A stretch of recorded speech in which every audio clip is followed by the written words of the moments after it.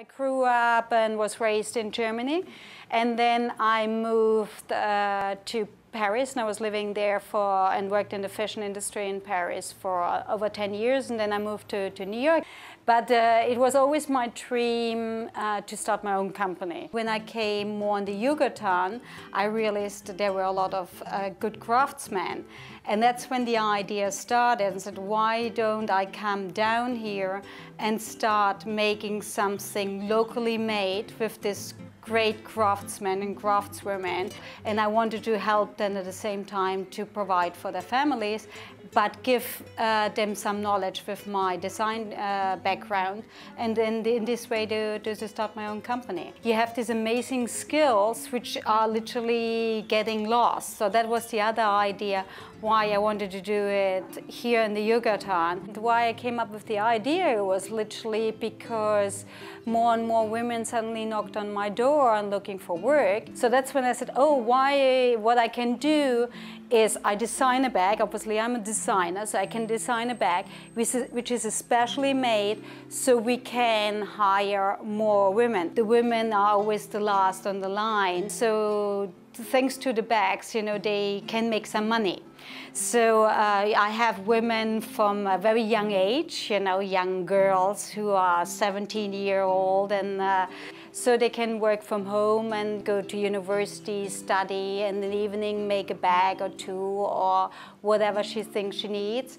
Till another older lady we have who's 70 years old. She found herself childless, and in other words, she wouldn't have anybody to take care of her. I didn't think it would come to the project I have now, which makes me very, very happy. Suddenly some of the women, they become main provider of the family because the husband loses their job. They learn to manage finances. You know, they say, okay, how much do I need? Because, you know, suddenly we have a price for a bag. So their mind starts to calculate. So they're not used to it because they were always under the thumb of their husbands.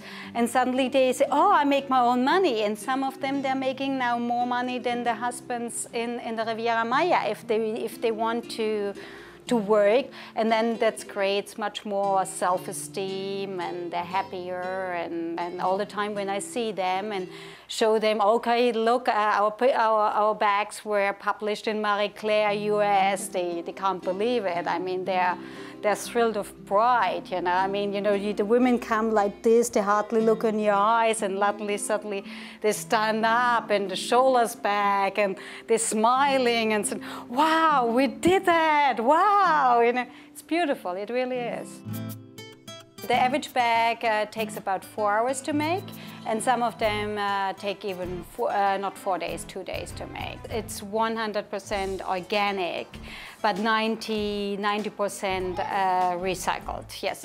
And it's 100% handmade. One of the reasons why I like to work with burlap is because it ages well, believe it or not. It becomes more softer and becomes more shiny because of the recycled material of the burlap. Every bag is very different from another. So you can have the same kind of bag because it's the same style, but it's still your bag. It's not, you know, it has a different strap, it has a different part of the burlap and things like that. It gives it really a unique feeling. People actually get really attached to the bag, and after a while your bag tells a whole history.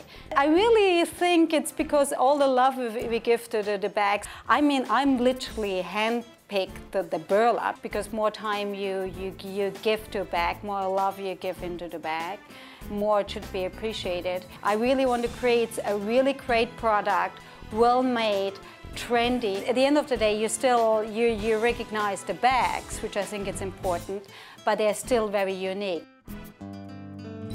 For me, it's very important. I really want to help people. I really want to make a difference. It's not just a bag. It's a whole education, open somebody's eyes, you know. And I think, you know, just to make the world a little bit of a better place. Yes, I think so.